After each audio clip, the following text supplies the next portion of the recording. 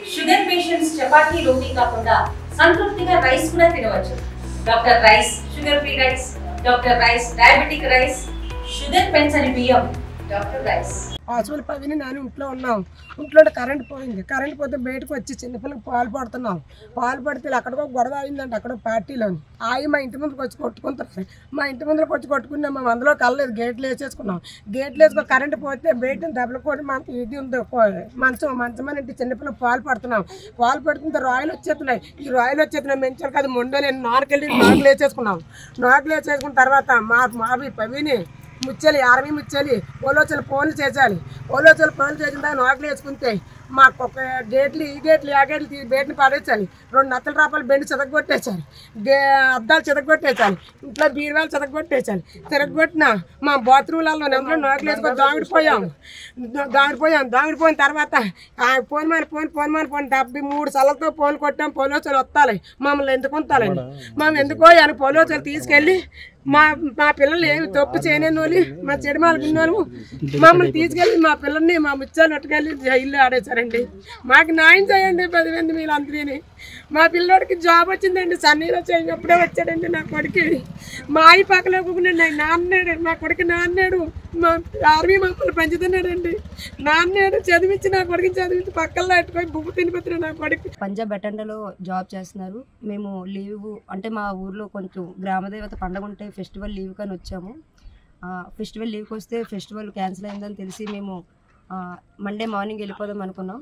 కానీ Sunday night మా ఇంటి దగ్గర చిన్న ఇష్యూ జరిగింది. ఈ చిన్న ఇష్యూ జరిగితే ఆ ఇష్యూలో మా హస్బెండ్కి ఎటువంటి సంబంధం లేదు. రాళ్ళ దాడి జరిగింది. ఆ దాడితో మేము ఇంట్లోకి వెళ్ళి తలుపులు పెట్టేసుకున్నాం. అవతల అబ్బాయిని పొడి చేసి వెళ్ళిపోయాడు. అవతల అబ్బాయి పొడిచి వెళ్ళిపోయిన విషయం కూడా మాకు తెలియదు. మేము ఇంట్లో లాక్ అయిపోయాము. పొడి చేసి వాళ్ళ రిలేటివ్స్ అందరూ ఎటు వల్ల అటు వెళ్ళిపోయారు. దానితో మాకు ఎటువంటి సంబంధం లేకపోయినా మా ఇంటి మీద దాడి చేశారు. దాడి చేస్తే మా హస్బెండ్ వెంటనే పోలీస్ ప్రొటెక్షన్ కావాలని పోలీసులకు ఫోన్ చేశారు. పోలీసులు ఫోన్ చేస్తే పోలీసులు రెస్పాండ్ అయ్యి ఒక 1 అవర్ తర్వాత వచ్చి నన్ను, మా పిన్ని వాళ్ళ అబ్బాయి ప్రవీణ్ కుమార్ని, మా హస్బెండ్ని, ముగ్గురిని పోలీస్ జీప్లో పరవాడ పోలీస్ స్టేషన్కి తీసుకెళ్లారు. పరవాడ పోలీస్ స్టేషన్కి తీసుకెళ్ళిన తర్వాత నువ్వు లేడీ అమ్మ, నువ్వు లోపలికి రాకూడదు, నువ్వు బయటనే ఉండిపో అంటే మా హస్బెండ్ ఎందుకు తీసుకెళ్తున్నారంటే ఆ పొడిచిన అబ్బాయి మీ రిలేటివ్ కాబట్టి వాళ్ళు దొరికే వరకు మీ హస్బెండ్ని ఉంచుతాము, కొంచెం ఇండియన్ ఆర్మీ కాబట్టి కొంచెం రెస్పెక్ట్ ఇచ్చి వాళ్ళు బేగా దొరికిపోతారనేసి మేము మీ హస్బెండ్ పెడుతున్నాము, వాళ్ళు దొరకగానే మీ హస్బెండ్ రిలీజ్ చేసేస్తామని చెప్పారు. కానీ వాళ్ళు దొరికిన తర్వాత కూడా మా హస్బెండ్ ఇప్పటికి వచ్చి రిలీజ్ చేయలేదు. రిలీజ్ చేయకుండా మా హస్బెండ్కి సంబంధం లేని కేసులో మా హస్బెండ్ని బుక్ చేసేసారు. మా హస్బెండ్ త్వరగా రావాలనేసి, మా హస్బెండ్ ఒక ఇండియన్ ఆర్మీ 16 ఇయర్స్ సర్వీస్ అయిపోయింది. కానీ ఇండియన్ ఆర్మీకి ఇచ్చే గౌరవం కూడా పోలీసులు కూడా ఇవ్వలేదు. కానీ మా హస్బెండ్ వాళ్ళే వచ్చి ప్రొడక్షన్తో మమ్మల్ని తీసుకెళ్లారు, ఎస్ఐ 4 కానిస్టేబుల్. కానీ మా హస్బెండ్ 2 రోజుల తర్వాత సిఐకి ఎక్కడో దొరికినట్టు దీంట్లో మెన్షన్ చేశారు. ఆర్మీకి ఈరోజు మేము ఇన్ఫర్మేషన్ ఇస్తే మాకైతే ఎటువంటి ఇన్ఫర్మేషన్ రాలేదు, మీ ద్వారా మాకు ఇన్ఫర్మేషన్ తెలిసింది అని అనేసి చెప్పారు. కానీ అందులో పేపర్లో ఏమని మెన్షన్ చేశారు, మేము ఆర్మీకి కూడా ఇన్ఫర్మేషన్ ఇచ్చే కేసు ఫైల్ చేసామని చెప్పారు.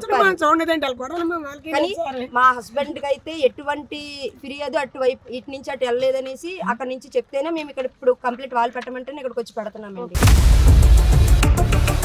ఇండియా పాకిస్తాన్ తాజా అప్డేట్స్ కోసం డౌన్లోడ్ చేసుకోండి RTV లైవ్ యాప్.